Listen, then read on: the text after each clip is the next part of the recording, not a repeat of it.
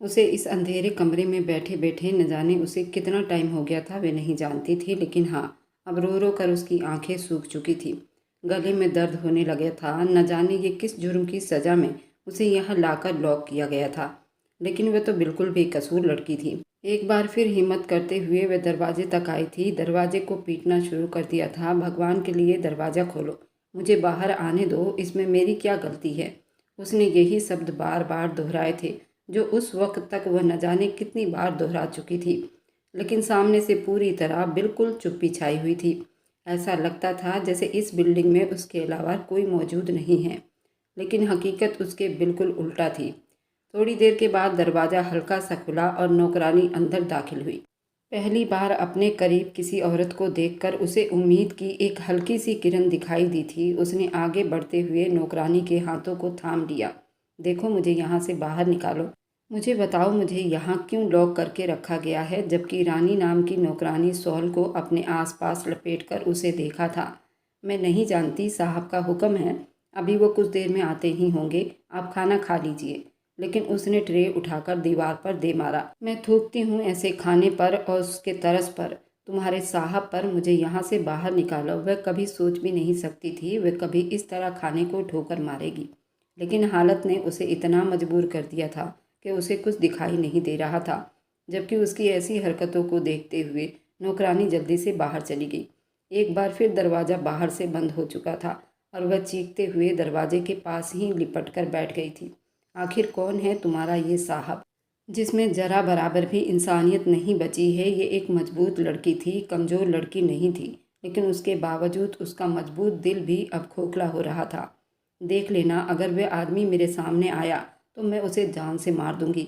अगर मेरी इज्जत पर जरा सी भी आँच आई तो उसने एक बार फिर से धमकी दी थी। इस हालत में भी वह उन लोगों से बिल्कुल भी नहीं डर रही थी, बस अपनी किस्मत पर मातम मना रही थी। न जाने उसकी बूढ़ी माँ की इसमें क्या गलती थी, जिसे उम्र के इस हिस्से में भी उसको दुख झेलना था। और अपनी माँ के बारे में सोचते हुए एक बार फिर उसकी आंखें भीगने लगी। उसने पलटकर खाने की तरफ देखा था। एक निवाला भी उसके हलक से नहीं उतर सका था, लेकिन वह सुबह से भूखी थी। अब उसको भूख से बुरी तरह से चक्कर आ रहे थे।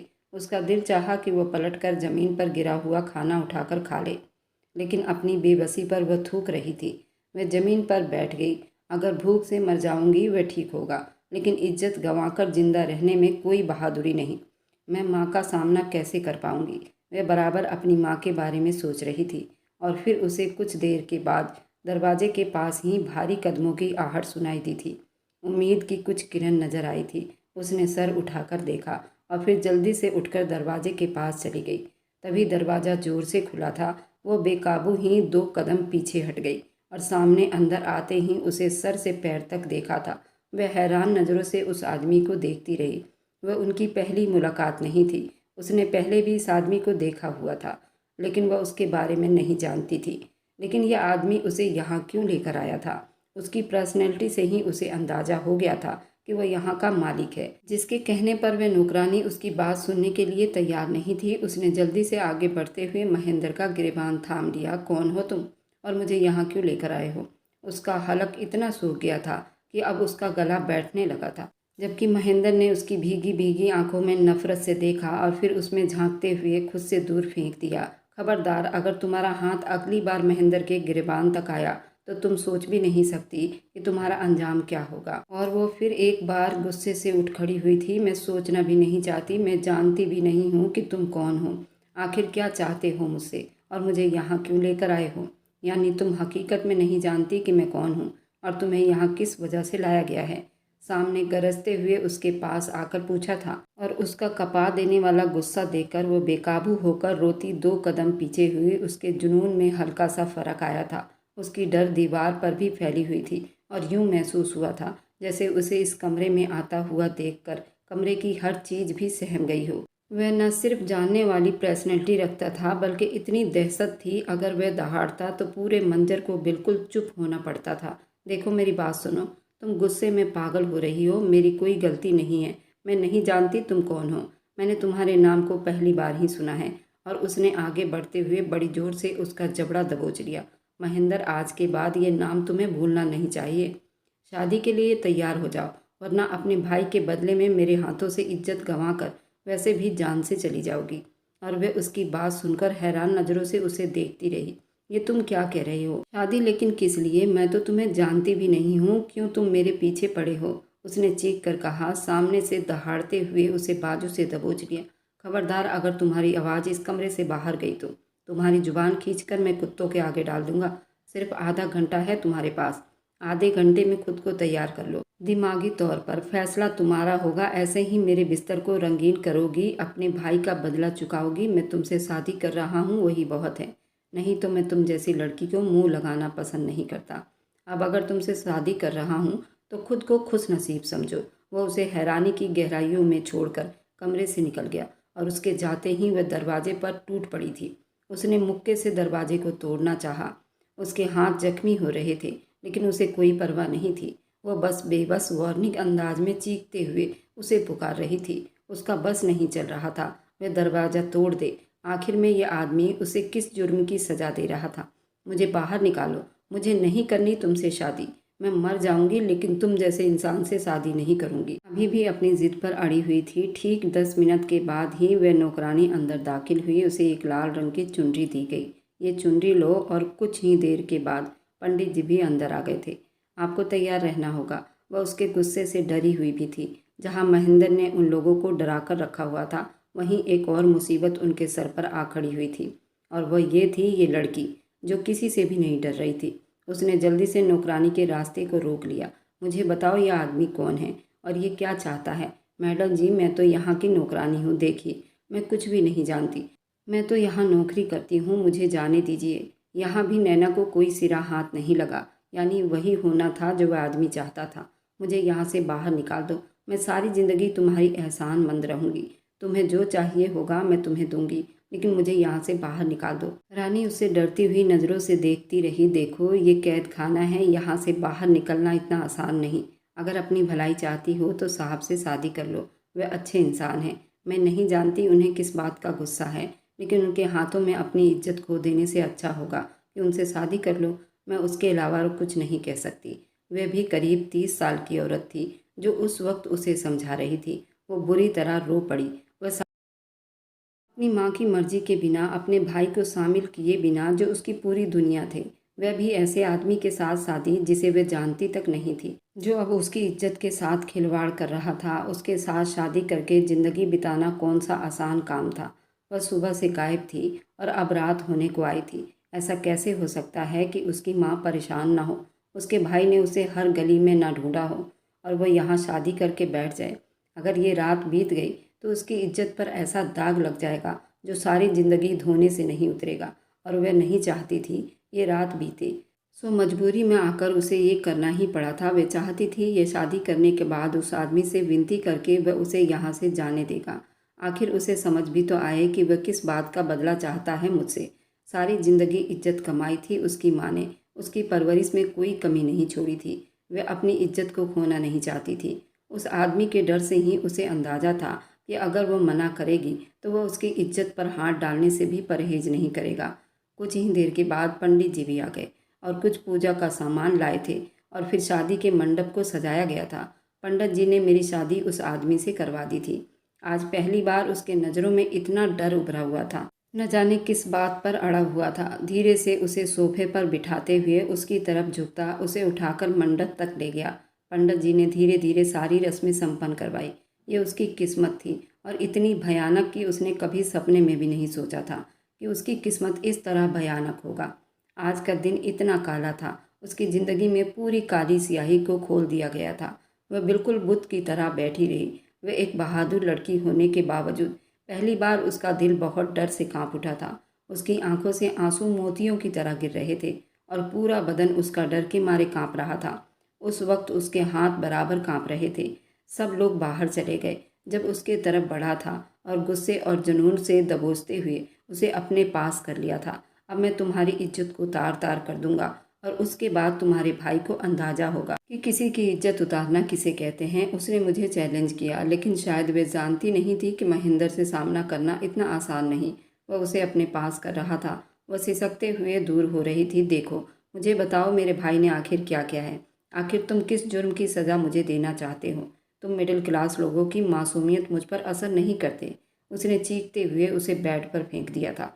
उसने गिरते हुए उसके सामने हाथ बांध लिए। भगवान के लिए रात होने से पहले मुझे घर छोड़ाओ, मेरी माँ मर जाएगी। वह चीखते हुए उसे माफ़ी मांगते हुए कह रही थी जब उस पर झुकते हुए दहाड़ा था। और मेरे बाप का क्या, जिसकी इज्जत खाक में मिल चुकी है? क्या तुम लोगों की इतनी औकात थी कि तुम लोग काजल और महेंद्र का सामना कर सकते थे? काजल के नाम पर वह थम सी गई थी। उसकी आंखों में हैरानी उतर आई थी। हैरानी के साथ साथ बड़ी आश्चर्य भी हुआ था और उसकी चुप्पी पर वह और ज़्यादा आग बबूला हुआ था।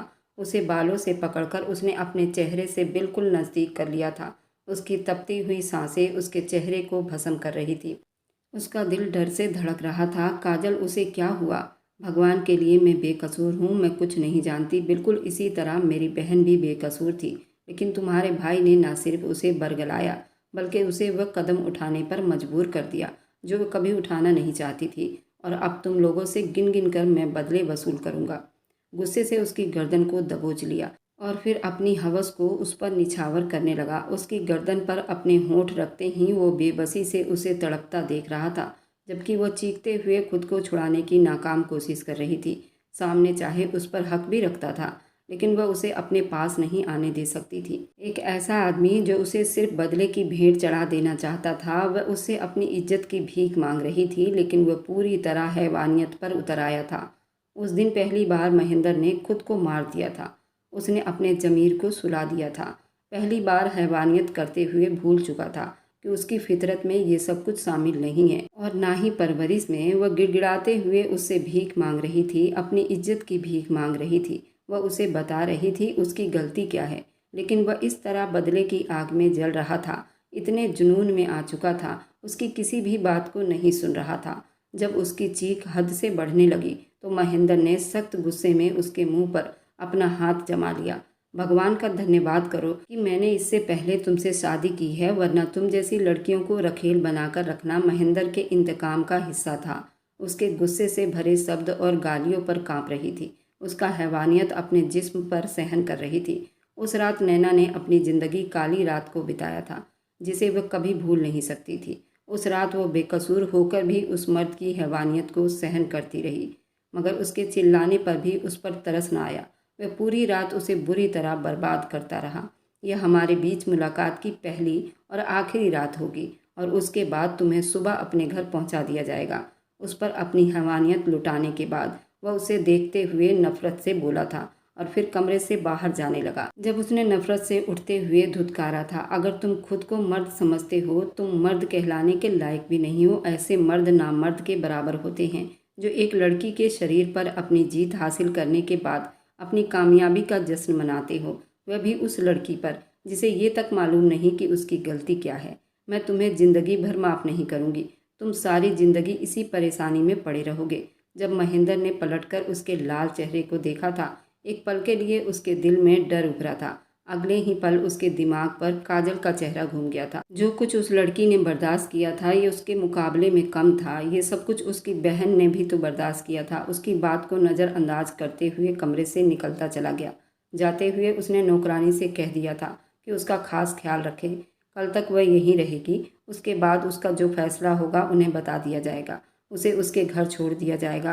अब उसका मुंह सीधा हवेली की तरफ था। पूरा रास्ता अब अजीब सी उलझन में बिताया था। वह नहीं जानता था ज़मीर का बोझ उसे इतना बेकरार क्यों कर रहा था।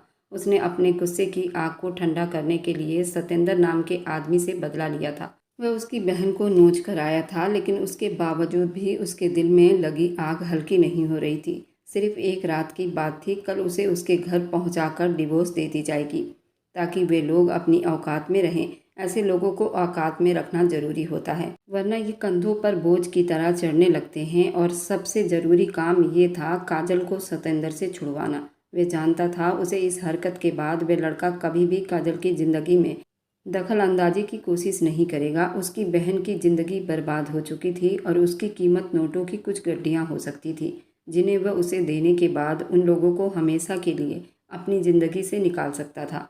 हवेली जाने से पहले वह नैना के घर जाने का इरादा रख रहा था ताकि उन लोगों को अच्छी तरह बर्बाद कर सके। उनके बेटे की सज़ा उनकी बेटी को मिल चुकी है और उसके बाद ही वह हवेली जाने का इरादा रखता था। वह जानता था कि इस हरकत के बाद शाम से पहले उसकी बहन को उसके घर पहुंचा दिया जाएगा। अगर वह अपनी बहन के लिए नैना को ज़बरदस्ती ले आता तो शायद सारी ज़िंदगी के लिए काजल के ऊपर लगी बुराई उतर नहीं पाएगी। गाड़ी उस कॉलोनी में रोकी थी, उसके चेहरे पर बेबसी छा गई थी, लेकिन अपनी बहन की सुरक्षा के लिए ये कदम उठाना सबसे ज़्यादा ज़रूरी हो गया था। तो वह वहीं पर उतर गया और गार्ड के साथ उस कॉलोनी में दाखिल हुआ था। उसने दरवाजे को धकेलते हुए खुलवाया और वह पुराना लकड़ी का दरवाज़ा खड़ाक से खुल गया। उस पुराने से घर के आंगन में कदम रखते हुए उसे एक बार फिर काजल के लिए बहुत अफसोस हुआ था, लेकिन उस वक्त उसके चेहरे पर पूरी नफरत छाई हुई थी। तभी उसने दहाड़ते हुए सतेंद्र को बुलाया था और उस वक्त उसका बाप कमरे से बाहर निकला। करीब 64 साल का बुढ़ा आदमी था, जो उसे देखने के बाद एक पल के लिए हैरान सा रह गया। फिर अगले ही पल वह डर से तेजी से उसकी तरफ बढ़ा था, उसके कदमों से लिपट गया था। साहब, जो कुछ हुआ है वो मेरे बेटे की कम अकल की वजह से हुआ है। हम आपके नौकर हैं, आपके खिलाफ जाने का सोच भी नहीं सकते। मैं उसे पताल से ढूंढ कर ले आऊँगा साहब। आज के बाद वो ये सब करने की हिम्मत भी नहीं करेगा।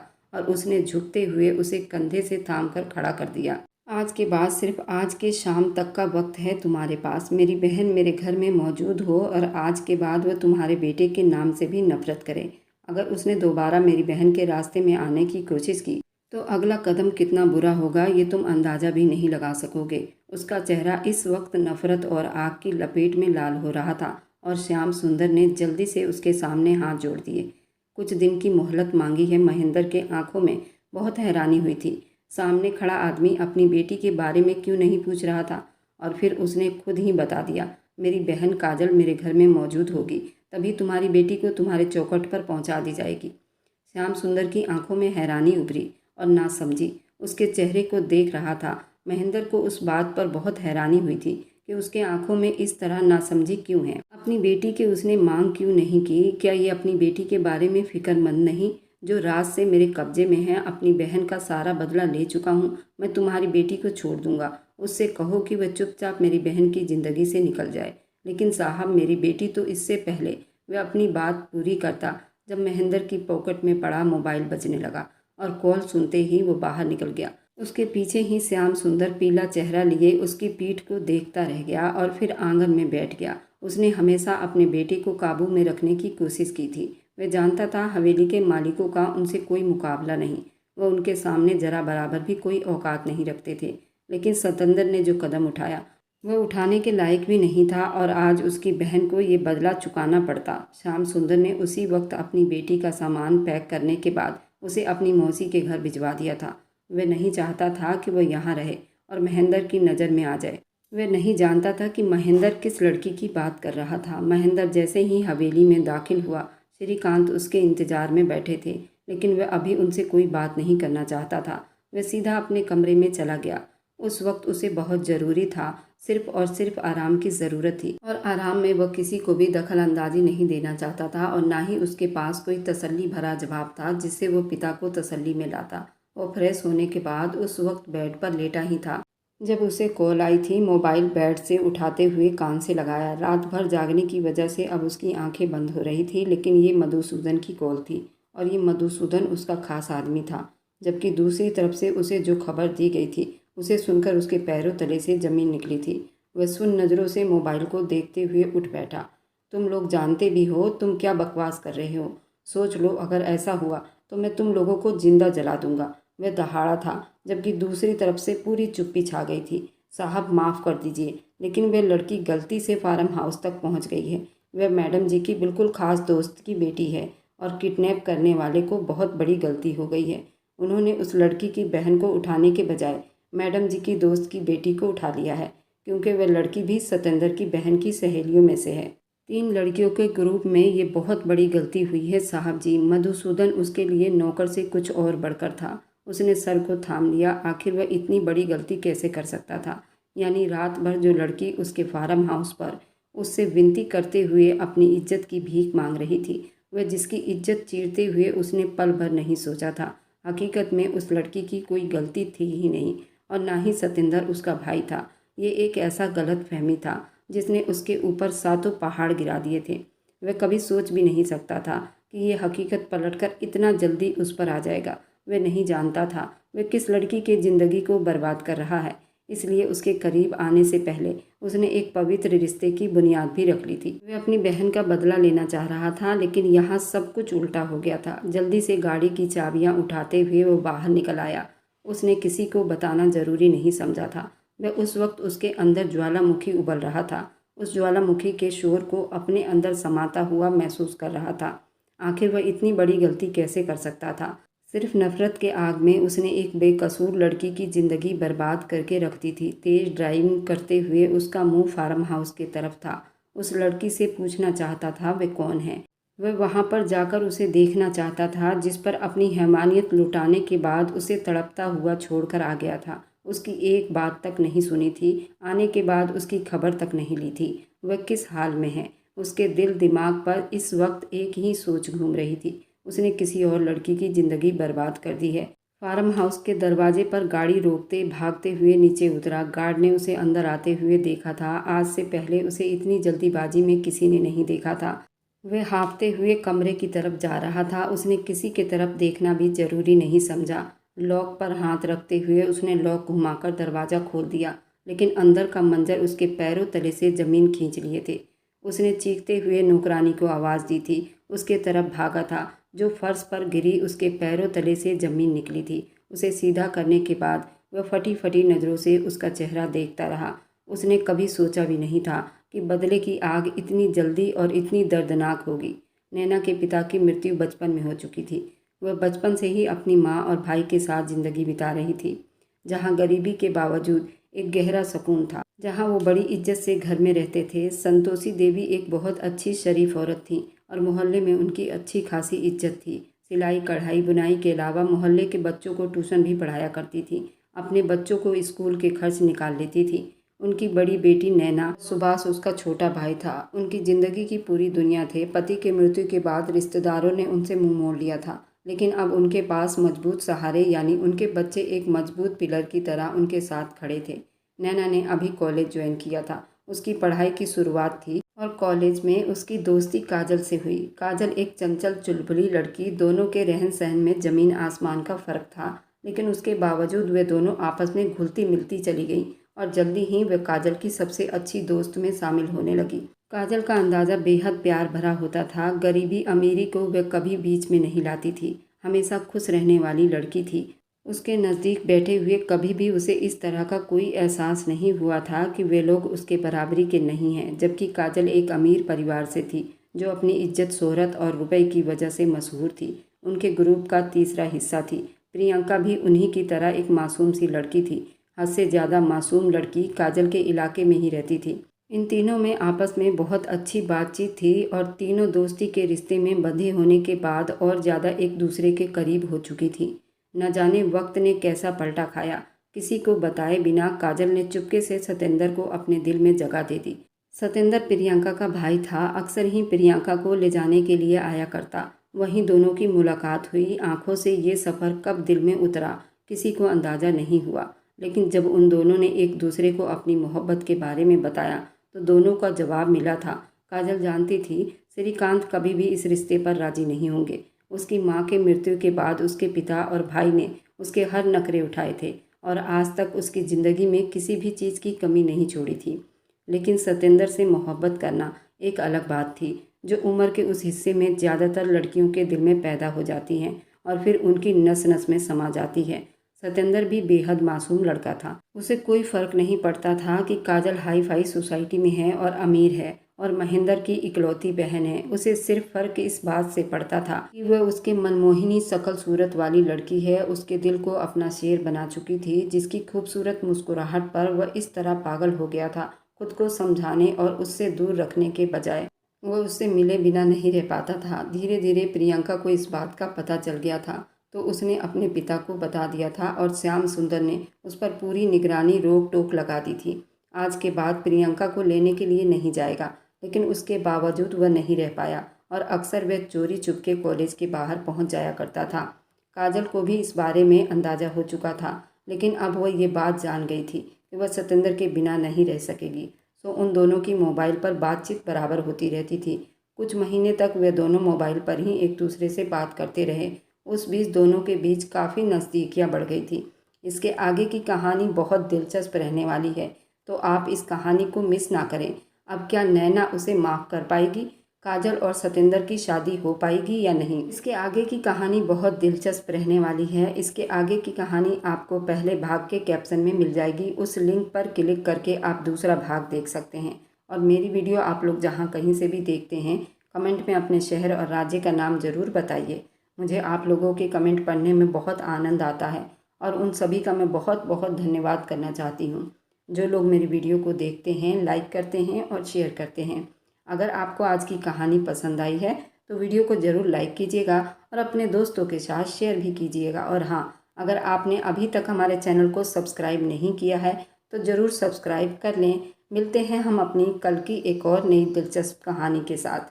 मुझ पर सदा अपना प्यार और स्नेह बनाए रखें। सभी को मेरा प्यार भरा नमस्कार दोस्तों। खुश रहें, स्वस्थ रहें, मस्त रहें।